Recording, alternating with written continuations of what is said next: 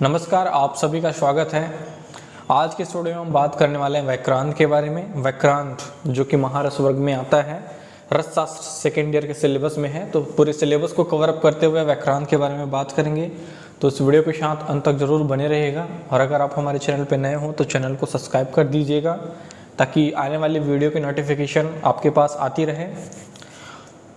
चलिए बात करते हैं व्याकरण की। सबसे पहले इसके नाम देख लेते हैं। इसका जो नाम है वो संस्कृत में इसको व्याकरण कहा जाता है, हिंदी में भी इसको व्याकरण कहा जाता है। इसका जो इंग्लिश नाम है वो है टूरमैलाइन।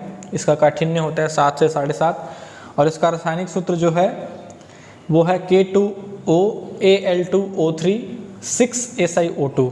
इस प्रकार से इसका K2OAl2O3 6SiO2 ये इसका रासायनिक नाम हो गया। अब बात करते हैं पर्याय की। तो इसका पर्याय जो है वो विक्रांत, जीर्ण वज्रक, कुवज्रक, क्षुद्र कुलिस। तो इस प्रकार से ये इसके पर्याय होंगे। जीर्ण वज्रक, कुवज्रक ये जो है वज्र से लिया गया है। वज्र जो कि डायमंड हीरा है उससे लिया गया है। तो चिकित्सार्थ जब हीरे का अभाव होता है, हीरा जो कि बहुत ही कीमती है, दुर्लभ है, तो उसके अभाव में जो है व्याकरण का उपयोग किया जाता है, इसलिए इसको जीर्ण वज्रक, कुवज्रक का पर्याय दिया गया है, नाम दिया गया है।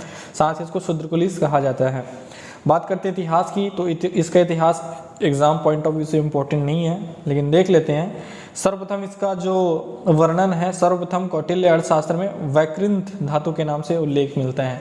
जैसे कि पिछले वीडियो में हमने देखा था कि जो अभ्रक है उसका भी वर्णन सर्वप्रथम कौटिल्य अर्थशास्त्र में हुआ था और इस चिकित्सा सर्वप्रथम उपयोग अष्टांग हृदय में काश्यसादी तैल में अर्थ चिकित्सा वाले चैप्टर में हुआ था। तो इस प्रकार से ये इसका इतिहास हो गया। बात करते हैं उत्पत्ति स्थान की। तो ये बहुत ही इंटरेस्टिंग है, इससे व्याकरण तो बहुत ही इंटरेस्टिंग हो जाता है। तो रस रत्न समुच्चय का रस वाग्भट के अनुसार जब दुर्गा देवी ने दैत्यराज महिषासुर का वध किया था तब जहाँ जहाँ महिषासुर का रक्त गिरा वहाँ व्याकरण पाया जाता है। विंध्य पर्वत के दक्षिण व उत्तर में सर्वत्र मिलता है। तो ये जो है ये इससे जो व्याकरण है वो मेमोरेबल हो जाएगा। मेमोरेबल इसको as a incident, as a story आप माइंड में बिठा लो कि किसके बारे में कहा गया है कि जब दुर्गा देवी ने महिषासुर का वध किया तो जहाँ जहाँ रक्त गिरा है वहाँ व्याकरण पाया जाता है। विंध्य पर्वत के दक्षिण या उत्तर में सर्वत्र। बात करते हैं निरुक्ति की। तो निरुक्ति कृंत धातु से छेदन अर्थ लिया गया है। जैसे कि आप देख रहे हैं, कृंत धातु से छेदन अर्थ लिया गया है जो लोहा आदि धातुओं को काटे व खनिज से पृथक धातुओं को पृथक करे, अत्यधिक काठिन्य से अपनी रगड़ द्वारा लोहा आदि कठिन धातुओं को काटे या बिगाड़ दे, उसे व्याकरण कहा जाता है। वज्र के समान रोगों को नष्ट करने की अतुल शक्ति रखने के कारण व्याकरण शब्द से जाना जाता है। तो ये बहुत ही जो है वो हार्ड होता है। तो अपनी हार्डनेस से ये लोहा आदि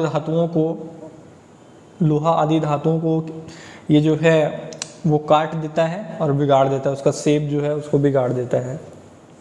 अब देखते हैं ग्राह्य व्याकरण की लक्षण। ग्राह्य व्याकरण जिसको जिसको औसत कर्म के लिए उपयोग किया जाना चाहिए, जिसको ग्रहण किया जाना चाहिए, तो वो कुछ इस प्रकार से होना चाहिए। ये हो गया ग्राह्य व्याकरण। तो 8 किनारे वाला, 8 फलक वाला, 6 कोणयुक्त, चिकना, शुद्ध और मिश्रित वर्णयुक्त होना चाहिए। इस प्रकार के लक्षण होने चाहिए।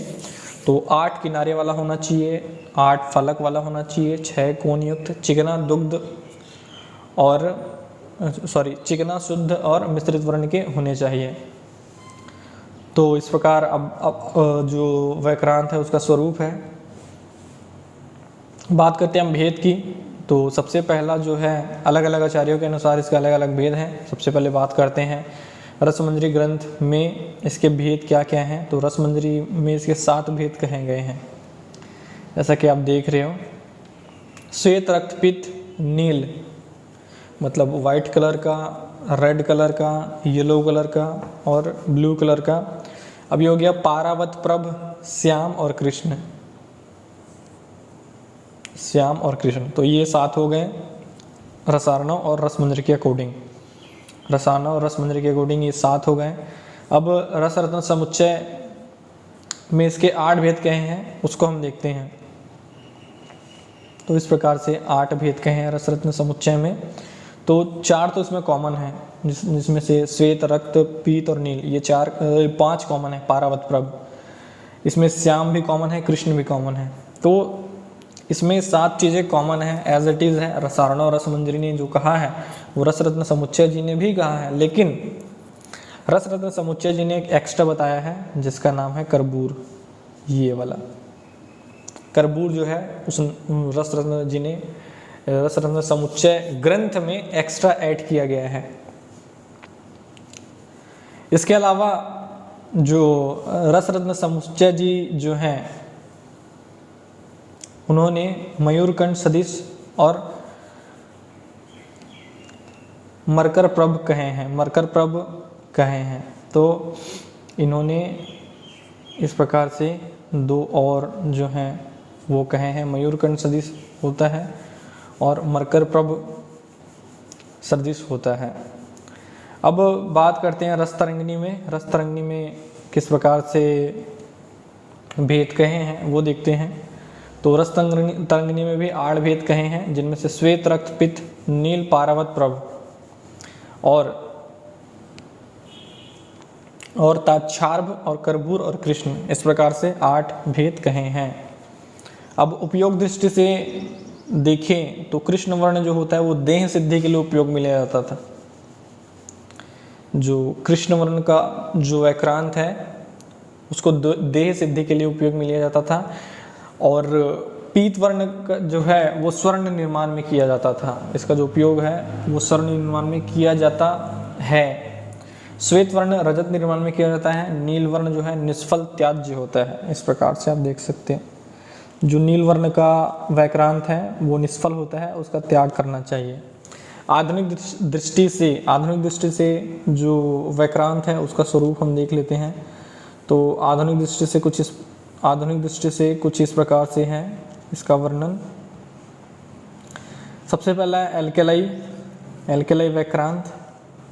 एल्केलाई तो जिसमें क्षारीय तत्व होते हैं, जैसे पोटेशियम, लिथियम, सोडियम, ये सभी क्षारीय हैं, तो उसको एल्केलाई व्याक्रांत कहा जाता है। मैग्नीशियम में एल्यूमिनियम मैग्नीशियम अल्प मात्रा में होता है। देखिए ये चीज़ है इम्पोर्टेंट, अल्प मात्रा में होता है। और जो तीसरा है वो आयरन टूरमैलिन है। आयरन और एल्यूमिनियम पर्याप्त मात्रा में पाया जाता है। तो किसी व्याक्रांत में तीनों भेद एक साथ मिलते हैं। जो 3 भेद हैं एल्केलाई, मैग्नीशियम, आयरन, वो तीनों भेद एक साथ मिलते हैं। बात करते हैं प्राप्ति स्थान की। तो प्राप्ति स्थान में विंध्य के दक्षिण और उत्तर में, ये हमने पहले ही डिस्कस कर लिया था। उसके अलावा कश्मीर, झारखंड, नेपाल, पंजाब, राजस्थान, बर्मा और उत्तरी अमेरिका के कैलिफोर्निया में पाया जाता है। झारखंड में अभ्रक के खानों में और बर्मा में माणिक्य के खानों में, ये चीज़ इंपॉर्टेंट है। अभ्रक के खानों में और बर्मा में माणिक्य के खानों से प्राप्त किया जाता है। वर्तमान में व्याक्रांत के 4 प्रकार के पाषाण खंड मिलते हैं। मतलब व्याक्रांत के नाम में ये जो 4 प्रकार के हैं वो पाषाण खंड, स्टोन मिलते हैं। उनमें से पहला है टूरमैलाइन, फ्लोरिस्पार, तीसरा है कैल्शियम फ्लोराइड, चौथा है रॉक क्रिस्टल। इस प्रकार से व्याक्रांत के नाम में ये 4 चीज़ें मार्केट में मिलते हैं वर्तमान के समय में। इसके अलावा जो सर्वाधिक लोकप्रिय है उसे मणिरत्न अग्निविक्रांत कहते हैं, जिसका रंग अग्नि के समान चमकदार होता है। ये अब इसका विशेष उपयोग देखते हैं। तो विशेष उपयोग जो होता है, ग्रहों को प्रसन्न करने में धारण किया जाता है। माले के रूप में या अंगूठी के रूप में इसको धारण किया जाता है। और औसत के रूप में हीरे के अभाव में चूँकि हीरा जो है वो बहुत ही कीमती है और दुर्लभ है, तो उसके लिए उसके अभाव में क्या किया जाता है, व्याक्रांत का उपयोग किया जाता है। और धातु युक्त खनिज से धातु को पृथक करने के लिए, इस प्रकार से ये इसका उपयोग हो गया। अब व्याकरण की शोधन की बात करें तो व्याकरण का शोधन कुछ इस प्रकार से किया जाता है। शोधन जो है वो बहुत ही इम्पोर्टेंट है। ये कुलत्वात से 3 दिन तक दोला यंत्र विधि से स्वेदन, कुलत्वात से 3 दिन तक दोला यंत्र विधि द्वारा स्वेदन किया जाता है इसको शुद्ध करने के लिए। तो देखिए ये इम्पोर्टेंट है, कौन सा यंत्र है और कौन सा विधि है और कौन सा द्रव्य लिया जा रहा है। तो कुलत्वात में 3 दिन तक दोला यंत्र विधि से स्वेदन या प्रतप्त करके 21 बार अश्वमूत्र से बुझा दें। तो इस प्रकार जो है वो वैक्रांत शुद्ध हो जाता है। अब इसके मारन की बात करते हैं, इसका भस्म निर्माण की जो प्रोसेस होता है वो किस प्रकार से होता है उसको देखते हैं।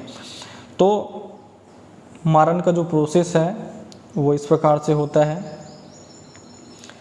शुद्ध गंधक व शुद्ध व्याक्रांत समान मात्रा में लेकर खल्व में नींबू स्वरस की भावना देकर घोट कर 8 गजफुट देने पर भस्म बन जाता है। तो यहाँ पे जो नींबू स्वरस भावना द्रव्य क्या लेने हैं अपने को, नींबू स्वरस, और गजफुट की 8 गजफुट की भस्म दिया जाता है। तो कौन सा फुट दिया जाता है, गजफुट।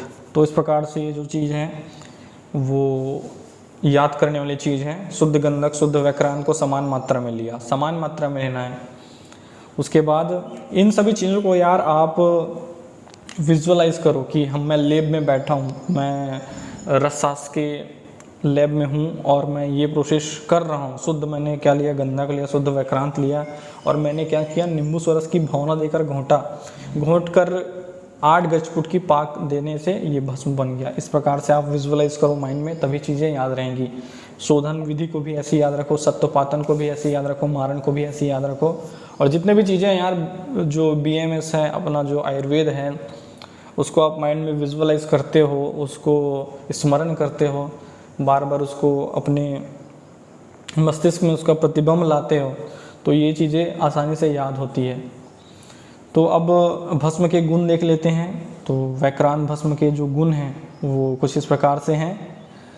तो आयु बल वर्ण बुद्धिवर्धक होता है, अत्यंत वृष्य होता है, वृष्य जिसे वाजीकरण भी कहते हैं, वाजीकारक कहते हैं, वृष्य। तो त्रिदोष से उत्पन्न सर्वव्याधि नाशक होता है, सर्वव्याधि नाशक है, ये चीज़ देख ले, सर्वव्याधि नाशक है, जठराग्नि प्रदीपक है, त्रिदोष शामक है, त्रिदोष शामक है, षड्रस युक्त, ये चीज़ बहुत ही इम्पॉर्टेंट है, पूछा जाता है व्याक्रांत में कौन कौन से रस होते हैं, तो इसमें 6 के 6 रस होते हैं। पांडु रोग, उदर रोग, श्वास काश, क्षय तथा प्रमेह नाशक होता है। इस प्रकार से इसका जो गुण हो गया। अब बात करते हैं इसकी मात्रा की। तो 5 से 10 मिलीग्राम, ये चीज़ इम्पोर्टेंट है, 5 से 10 मिलीग्राम इसका उपयोग करना चाहिए। अब सत्वपातन की बात करते हैं। सत्वपातन मतलब इसको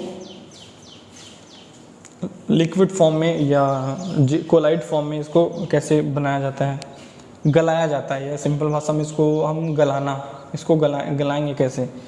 तो द्रावक गन आपको पता ही होगा, नहीं पता है तो देख लो। गुड़ गुंजा गुग्गुल टंकन घृत और मधु, ये जो 6 जो द्रव्य हैं वो द्रावक गन में रखे गए हैं, गुड़ गुंजा गुग्गुल और टंकन घृत और मधु। तो इस प्रकार से याद रख लो, गुड़ गुंजा गुग्गुल टंकन मधु और घृत, ये जो द्रावक गन है, द्रावक गन के साथ मर्दन करके टिकिया बना लें, फिर मूसा में 3 घंटे तक धमन करें।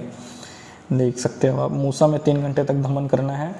अब इसके जो योग हैं उसकी चर्चा करते हैं। तो इस प्रकार से इसका फॉर्मुलेशन है व्याक्रांत का, इन चीज़ों में व्याक्रांत यूज होता है। तो सबसे पहला है रत्नगिरी रस, कांचनाभ्र रस, सूचिका भारन रस, नवरत्न राजमृगांक रस। ये जो रस है वो बहुत ही, नवरत्न राजमृगांक, ये बहुत से रोगों में इसका उपयोग होता है। तो ये बहुत ही मार्केट में अवेलेबल होता है, इजीली अवेलेबल होता है। अपूर्व मानली बसंत, इस प्रकार से इसका जो योग है वो होता है। तो यहाँ पे मैंने डाल रखा है राजमृगांक रस का, और ये जो है रत्नगिरी रस। तो इस प्रकार से जो व्याक्रांत है वो कंप्लीट होता है। तो आप आप इस वीडियो को लाइक करिए, वीडियो पसंद आई हो तो चैनल को सब्सक्राइब करिए, अपने दोस्तों के साथ शेयर करिए।